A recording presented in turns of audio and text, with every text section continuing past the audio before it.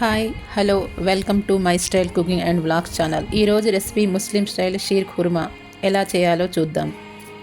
Perfect మెజర్మెంట్స్తో అదిరిపోయే టేస్ట్లో ఈ ఈద్ రోజున ట్రై చేసి చూడండి. ముందుగా డ్రై ఫ్రూట్ని నానబెట్టాలి. అవి ఏంటంటే 10 పిస్తా, 10 బాదం, 3 డ్రై ఖర్జూర్, 1 టీ స్పూన్ చిరోంజి. ఇవి ఓవర్ నైట్ నానబెట్టాలి. ఒకవేళ త్వరగా చేయాలి, టైం లేదు అంటే వీటిని హాట్ వాటర్లో 2 గంటలు నానబెట్టవచ్చు. నేను ఇక్కడ సన్న సేమియా తీసుకున్నాను. ఈ సన్న సేమియా షీర్ కుర్మాకి చాలా రుచిగా ఉంటాయి. తర్వాత అన్ని డ్రై ఫ్రూట్స్ 2 గంటలు నానిన తర్వాత వీడియోలో చూపించిన విధంగా డ్రై ఫ్రూట్స్ యొక్క పీల్ తీసుకోవాలి. మీ దగ్గర అన్ని రకాల డ్రై ఫ్రూట్స్ లేకపోతే కాజు, బాదం, కిస్మిస్ వేసి కూడా చేయవచ్చు. అలా కూడా షీర్ కుర్మా రుచిగా ఉంటాయి. వీడియోలో చూపించిన విధంగా చిరోంజి చేతితో రఫ్ చేస్తూ పీల్ తీసుకోవాలి. వీడియోలో చూపించిన విధంగా బాదం, కాజు, ఎండు ఖర్జూరాలు సన్నగా పొడుగ్గా కట్ చేయాలి.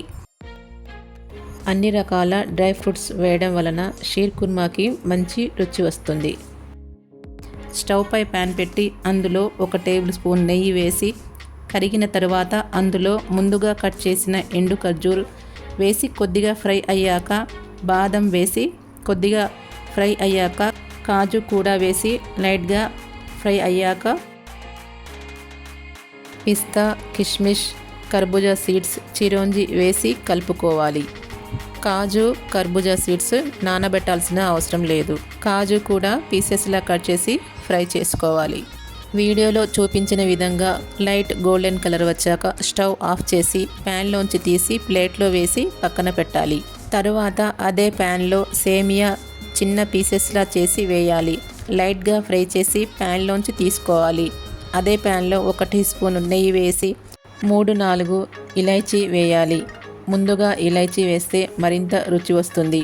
తర్వాత 1 లీటర్ చిక్కటి పాలు ప్యాన్లో పోసి మరిగించుకోవాలి. పాలు చిక్కగా అయ్యేలా మరిగించుకోవాలి. తర్వాత 125 గ్రామ్స్ షుగర్ వేసి కలుపుకోవాలి. షుగర్ కరిగిన తర్వాత 2 టీ స్పూన్ మిల్క్ మేడ్ వేసుకోవాలి. ఇది ఆప్షనల్, మీ దగ్గర ఉంటే వేయండి, లేకపోతే అవసరం లేదు. మిల్క్ మేడ్ వేస్తే రుచిగా చిక్కగా ఉంటాయి. తరువాత ముందుగా ఫ్రై చేసిన 100 గ్రామ్స్ సేమియా వేసి కలుపుకోవాలి. ఫ్రై చేసిన డ్రై ఫ్రూట్స్ కొన్ని వేసుకోవాలి. తర్వాత సర్వ్ చేసినప్పుడు పైన వేసుకుంటే చాలా బాగుంటాయి. సేమియా ఉడికే వరకు కలుపుతూ మరిగించుకోవాలి. షీర్ కుర్మా చేసినప్పుడు చిక్కటి పాలు తీసుకోవాలి. పాలు చిక్కగా ఉంటేనే షీర్ కుర్మా రుచిగా ఉంటుంది. పల్చటి పాలతో చేస్తే అస్సలు బాగుండదు. తరువాత 1 టీ స్పూన్ ఇలాచీ పౌడర్ వేసి కలుపుకోవాలి. మీ దగ్గర సాఫ్రాన్ ఉంటే వేడి పాలలో చిటికెడు వేసి నానబెట్టి వేయవచ్చు, లేకపోతే అవసరం లేదు.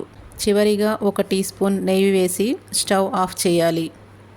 అంతే, ఎంతో టేస్టీ అయిన కరెక్ట్ కొలతలతో షీర్ కుర్మా రెసిపీ రెడీ. ఈ షీర్ కుర్మా నేను చెప్పిన కొలతలతో చేయండి, పర్ఫెక్ట్గా కుదురుతాయి. మరి చిక్కగా అవ్వకుండా, పల్చగా అవ్వకుండా చాలా రుచిగా ఉంటాయి. ఈ ఈద్కి మీ ఇంట్లో తప్పకుండా ట్రై చేయండి. మీ ఇంటికి వచ్చే గెస్ట్లకి సర్వ్ చేయండి. మిమ్మల్ని తప్పకుండా మెచ్చుకుంటారు. ఈ షీర్ కుర్మా రెసిపీ మీకు నచ్చితే లైక్, షేర్, కామెంట్ అండ్ మా ఛానల్ని సబ్స్క్రైబ్ చేయండి. Thank you for watching. మీ అందరికీ అడ్వాన్స్గా ఈద్ ముబారక్.